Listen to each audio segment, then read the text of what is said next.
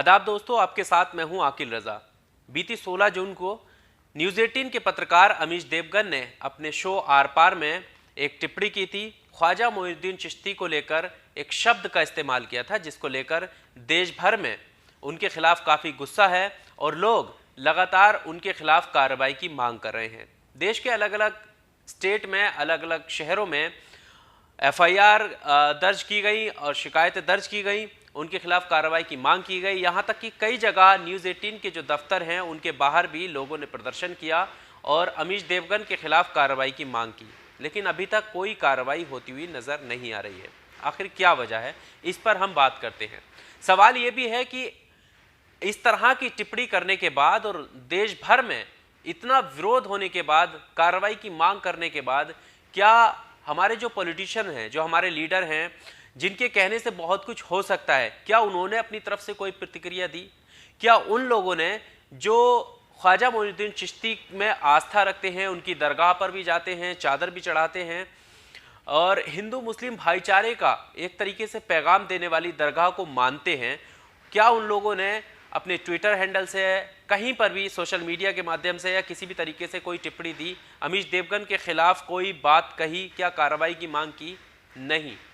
सबसे पहले नाम अगर मैं बात करूं तो प्रधानमंत्री मोदी खुद ख्वाजा मोइनुद्दीन चिश्ती दरगाह के लोगों से मिल चुके हैं, वहां पर चादर भी भेंट कर चुके हैं, वहां से आस्था रखते हैं, लेकिन उसके बावजूद भी प्रधानमंत्री नरेंद्र मोदी के ट्विटर हैंडल पर कोई भी इस तरह की चीज़ या कोई भी इस तरह का ट्वीट सामने नहीं आया जिसमें लेकर वो दुख भी व्यक्त करें कि ऐसा एक पत्रकार को नहीं बोलना चाहिए था एक सूफी संत के बारे में।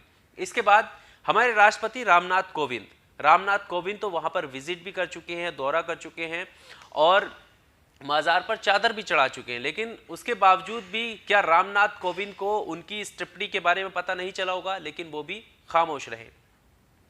इसके बाद अगर हम बात करें तो शाहनवाज हुसैन, मुख्तार अब्बास नकवी दोनों ही बीजेपी के लीडर हैं और मुख्तार अब्बास नकवी तो अल्पसंख्यक मंत्री भी हैं मौजूदा हालात में, लेकिन इसके बावजूद भी कई बार वो वहाँ दौरा भी कर चुके हैं, चादर भी चढ़ा चुके हैं, लेकिन पत्रकार अमीश देवगन की इस गलत टिप्पणी के बारे में मुख्तार अब्बास नकवी कुछ भी कहते हुए नज़र नहीं आते हैं किसी भी तरह की कार्रवाई को लेकर। यहाँ तक कि जो लोग नाखुश हैं, जो शिकायत कर रहे हैं, कम से कम उन्हीं के लिए एक ट्वीट छोड़ देते कि इस मामले को संज्ञान में लिया जाएगा और इस तरह की शब्दों का इस्तेमाल नहीं किया जाना चाहिए, कुछ भी इस तरह का ट्वीट लिख सकते थे, लेकिन मुख्तार अब्बास नकवी ने भी कुछ नहीं बोला और यहाँ तक कि शाहनवाज हुसैन ने भी कुछ नहीं बोला। इसके अलावा हम बात करते हैं तो विपक्ष के नेता राहुल गांधी कई बार दौरा कर चुके हैं।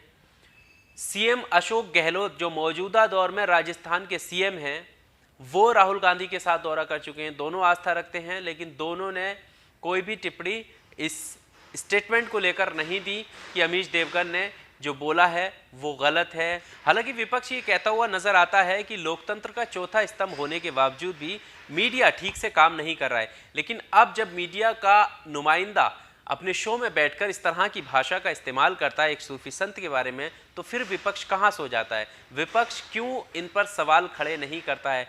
विपक्ष के किसी भी नेता ने कोई भी स्टेटमेंट क्यों नहीं दिया इस पत्रकार के बारे में? और मैं उन पॉलिटिशियंस की बात कर रहा हूँ जो लोग ख्वाजा मोइनुद्दीन चिश्ती को मानते हैं या उनकी दरगाह पे जा चुके हैं या वहाँ चादर भेंट कर चुके हैं, उन लोगों की मैं बात कर रहा हूँ।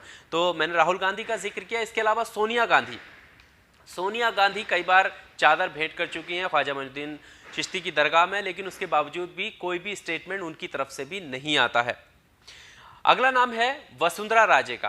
पूर्व सीएम रह चुकी हैं राजस्थान की। वो कई बार वसुंधरा राजे अजमेर शरीफ यानी दरगाह ख्वाजा मोइनुद्दीन चिश्ती में जा चुकी हैं, लेकिन उसके बावजूद उनका भी कोई स्टेटमेंट इसको लेकर नहीं आता है। दिग्विजय सिंह कई बार दौरा कर चुके हैं, दरगाह शरीफ जा चुके हैं, लेकिन उसके बावजूद उनका भी कोई भी स्टेटमेंट इसको लेकर नहीं आता है। इसके अलावा यादव परिवार यानी एसपी समाजवादी पार्टी से जुड़े हुए यादव परिवार के लोग भी वहां पर जाते रहते हैं, अपनी आस्था रखते हैं, लेकिन यहां से भी कोई ट्वीट नहीं आता है। तो सिर्फ यहां पर बीजेपी की बात नहीं है, जो विपक्षी दल हैं उन्होंने भी किसी तरीके का कोई ट्वीट नहीं किया और ना ही इस टिप्पणी को गलत बताया। यहाँ तक कि जो विरोधी आवाज़ गुस्से की आवाज़ इस देश से उठ रही थी, जगह जगह FIR हो रही थी, कार्रवाई की मांग कर रहे थे, उनको समझाने के लिए या उनको सद्भावना देने के लिए भी कोई भी ट्वीट या कोई भी मैसेज इन पॉलिटिशियंस की तरफ से नहीं आता है। तो इसको क्या समझा जाए?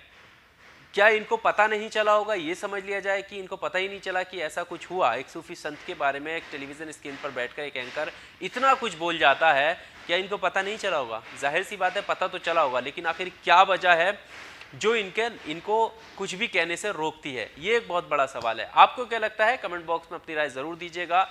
वीडियो को लाइक कीजिए और आपको अगर अच्छी लगी हो तो चैनल को सब्सक्राइब जरूर कीजिए। बहुत शुक्रिया।